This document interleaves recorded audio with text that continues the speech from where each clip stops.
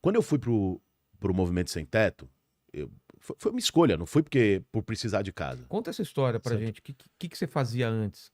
Qual que Cara, era? meus pais são médicos, professores da USP.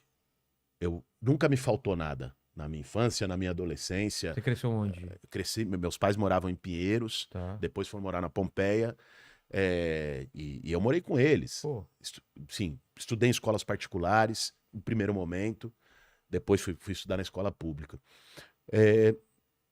Mas, de algum modo, isso foi um aprendizado que eu tive deles, dos meus pais. Meus pais são médicos, sempre trabalharam no SUS a vida toda. Meu pai, quando eu era moleque, ia para a Amazônia, para a aldeia indígena, ficar uma semana para fazer combate à malária. caramba. Minha mãe atende até hoje mulheres vítimas de violência sexual no ambulatório lá do Hospital das Clínicas. E eles chegavam em casa, cara, você criança, e contavam as histórias. E era um mundo que muitas vezes quem tá fechadinho ali no seu apartamento, no seu faz condomínio, no seu trabalho, no seu shopping center, no final de semana, não vê, cara. A gente vê São Paulo é a cidade mais rica da América Latina, mas é uma puta cidade desigual.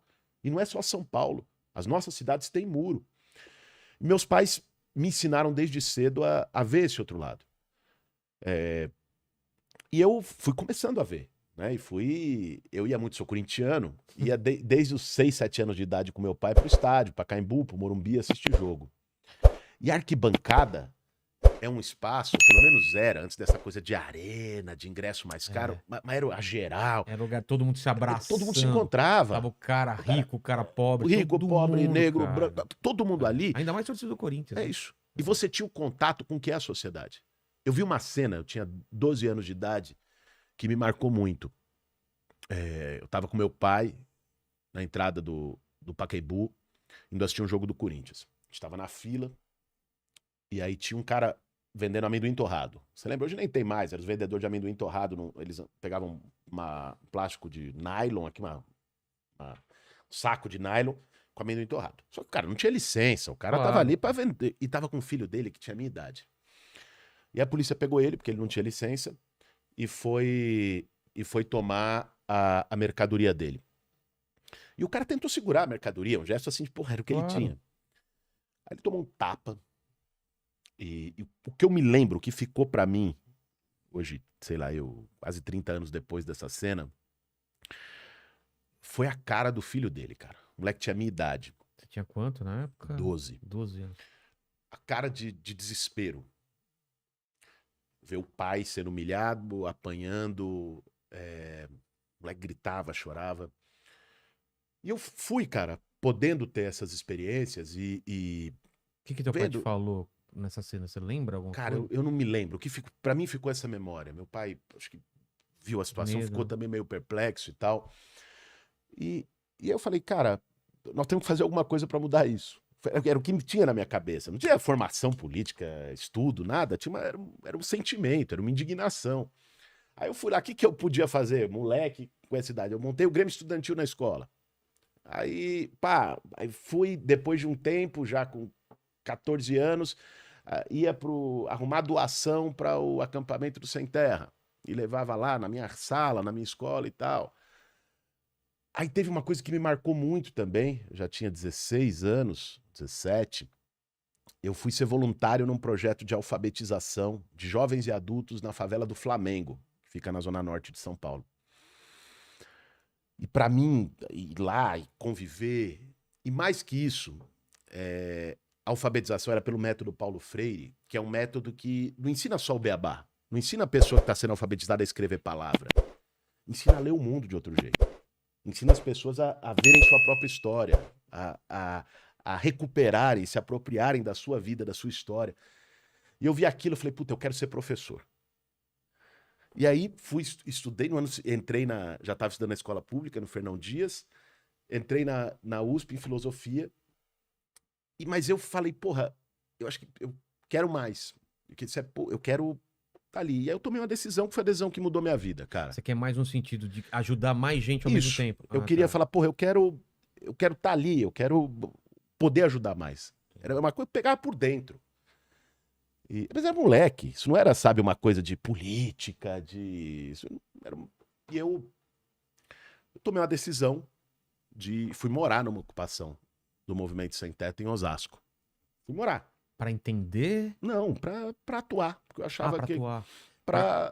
Pra apoiar, pra fortalecer a luta. E fiquei. Isso faz 20 anos. O que você viu lá quando você chegou? Cara, uma ocupação, era chão de terra batida, barraco de lona. Era um terreno sem ter nada construído? Lá naquele terreno em particular tinha uns esqueletos de prédio daquele Sérgio Naia. O terreno era do não, Sérgio Naia, lembra sei, aquele cara que fez cair prédio de caiu areia lá no Rio de exatamente, Janeiro e tal? exatamente. O terreno era dele.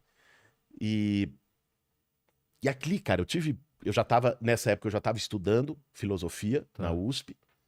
E ali eu tive a oportunidade de conhecer, conviver com as pessoas e de aprender pra caramba com as pessoas. Isso muda a cabeça de qualquer um. Mudou. Pra mim virou uma chave na minha cabeça. É uma coisa, cara, todo mundo quer dar um sentido pra sua vida. Certo? Você faz isso pelo seu trabalho, todo mundo que tá assistindo a gente quer deixar alguma coisa pros nossos filhos, pra um legado, alguma coisa que vai vir. E foi isso que eu escolhi. Não acho que essa escolha é melhor que a de qualquer outra pessoa, não me gabo por ela. Não, mas não é melhor que um enfermeiro. Isso. Eu entendi. Mas foi o caminho que eu escolhi. E tenho muito orgulho dele, porque aprendi pra caramba. Mas e porque permitiu que muita gente que não tinha casa pudesse ter casa. Mas o que o pessoal falava? Que eles... Era uma coisa mais desorganizada e se sentiu assim, cara, eu entendendo o problema deles, eu posso organizar melhor isso. O que você sentia que faltava naquilo para aquilo se tornar uma coisa mais... Pensando bem diretamente, assim. O que falta para isso dar certo? Tem essa demanda do pessoal sem casa. E o que eu posso ajudar nisso? Já de cara falou, vou ser político ou não? Não. Cara, eu tô no Movimento Sem Teto desde 2001. Então. Eu fui ser candidato a primeira vez em 2018. Então não tinha uma ideia de política. Aliás, eu tinha inclusive um sentimento, e a gente tinha no movimento um sentimento de que, cara, não vamos misturar as coisas. Política não vai resolver, é a luta, é a manifestação de rua. Isso. E ao longo do tempo, eu e os meus companheiros, a gente foi aprendendo que precisava se apropriar da política. Porque eu ouço muita gente, cara, e principalmente agora, que eu fui candidato a presidente, fui candidato a prefeito aqui em São Paulo, muita gente fala, porra, não quero saber de política. Política não presta, é tudo igual, não vai ter jeito, quando entra lá se corrompe. Agora, cara, se quem quer mudar alguma coisa não quiser saber de política, quem tá lá em cima só aplaude e agradece. Porque esses caras vão fazer política em nosso nome, no nosso lugar e do mesmo jeito que eles sempre fizeram. Então, a gente decidiu, eu digo a gente porque não foi uma decisão pessoal minha. Você tem lobby de várias coisas, porque não tem um lobby também lobby do povo. Por que não tem um lobby da luta por moradia, da luta por emprego, da luta por saúde? E se isso não tiver expresso no Congresso Nacional, nos espaços de poder, vão estar os caras que só querem privilégios para eles.